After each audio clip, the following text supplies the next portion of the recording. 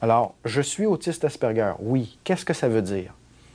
Ça ne veut pas dire que j'ai un handicap, fondamentalement.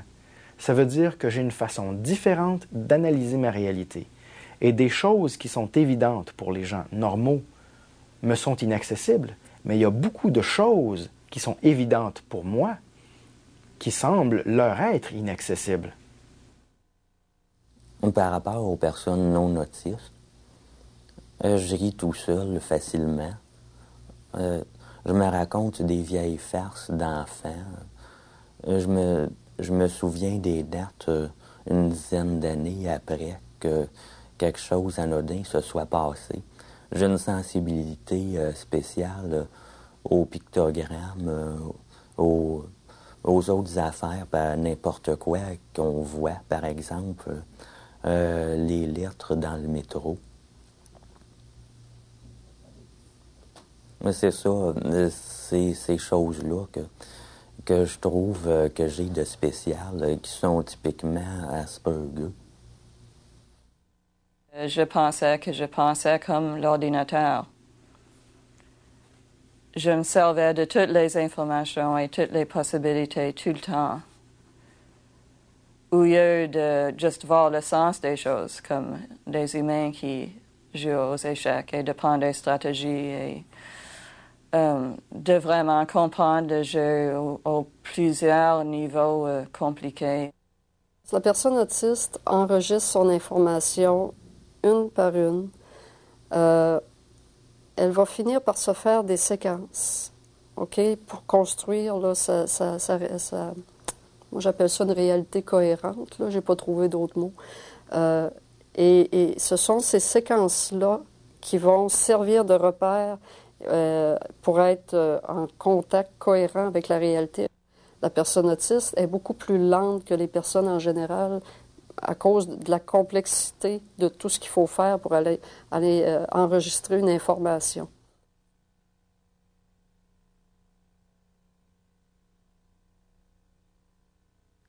J'ai l'impression, quand je rentre dans ma chambre, par exemple, qui est peinte tout en bleu, j'ai l'impression de plonger dans la couleur, d'être engloutie par ça. Au niveau visuel, c'est sûr et certain que le petit détail va me déranger, souvent. Quand c'est gros, ça me dérange pas trop. Là. Mais souvent, c'est le petit détail. Là. Tu sais, quelqu'un va s'allumer, va allumer un briquet loin, là, puis tout de suite, je vais lâcher. J'haïs ça, faire ça, mais c'est plus fort que moi. Je vais lâcher ce que je suis en train de faire, puis je vais aller le chercher quand même. Là. Ça, j'ai jamais compris ça, par exemple. C'est pas évident. Comme le son.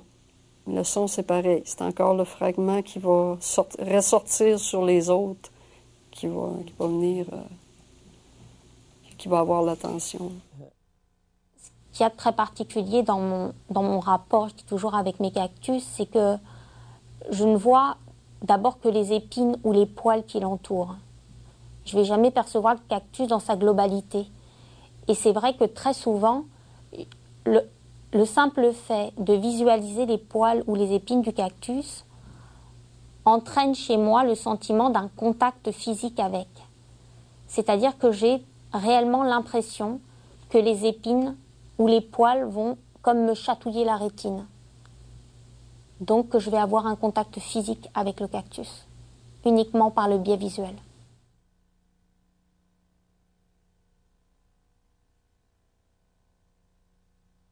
Ce qui me procure beaucoup de plaisir au niveau des étoiles, c'est premièrement un stimuli visuel, c'est vrai, au niveau de la luminosité que peut avoir un astre pendant la nuit. Là, il y a un plaisir au niveau des sens et du canal visuel, mais il y a aussi, et je crois dans beaucoup de plaisirs, même liés aux perceptions, le besoin de savoir que l'on connaît et que l'on reconnaît cette perception. Et j'ai besoin que les choses aient une certaine régularité. Ça va me rassurer énormément, finalement, de savoir où est mon plaisir, au sens très littéral du terme. Donc, j'ai pas envie que ça soit modifié, de quelque façon que ça soit.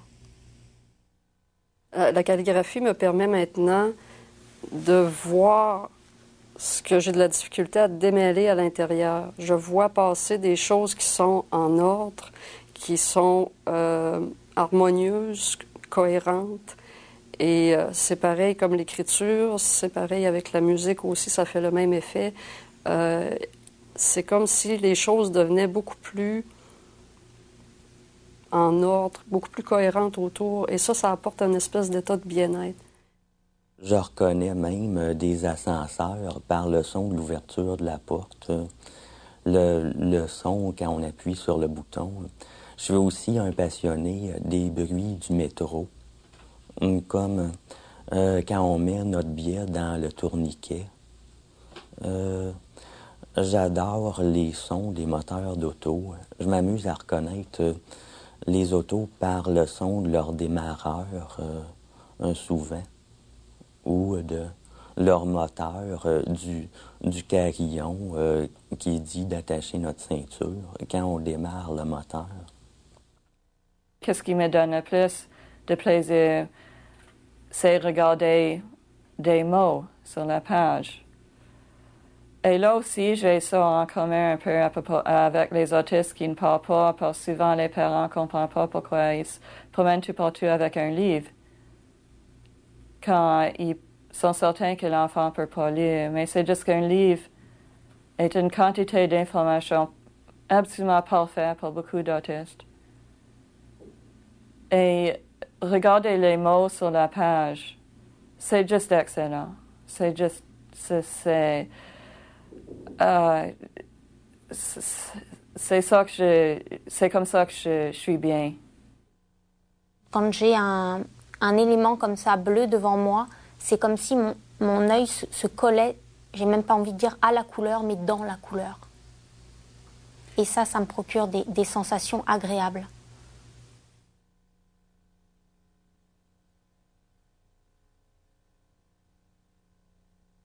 Pour les étoiles ou les cactus, je ne prétends pas avoir une connaissance encyclopédique. Parce qu'à la limite, quand je vais ouvrir un livre, je vais tout de suite me fixer sur les épines ou les poils avant de savoir le nom, l'origine, la taille du cactus, parce que mon intérêt à moi précisément est là. Par contre, j'ai connu ces mêmes phénomènes d'apprendre par cœur, d'impressionner certains professeurs par une somme de connaissances que je pouvais apprendre à propos d'un sujet. Et je crois que la notion de savoir encyclopédique est beaucoup à revoir chez les personnes autistes. Je ne crois pas qu'on apprend pour connaître. On apprend pour sentir.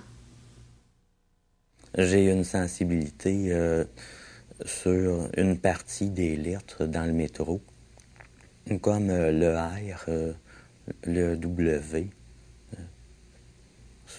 Alors je peux reconnaître les lettres. J'ai remarqué aussi, j'ai remarqué que dans le métro de Montréal, la police de caractère pour identifier les stations, par exemple, où on voit écrit Rosemont, Laurier, j'ai remarqué que c'était une police de caractère propre au métro de Montréal.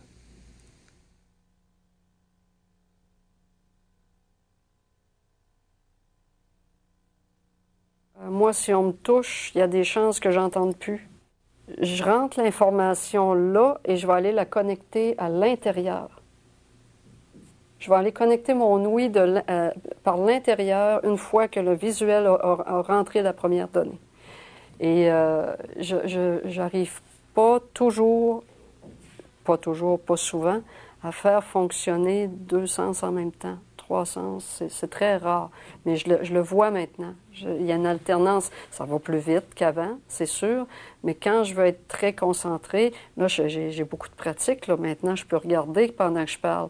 Mais avant, j'étais incapable de regarder en parlant.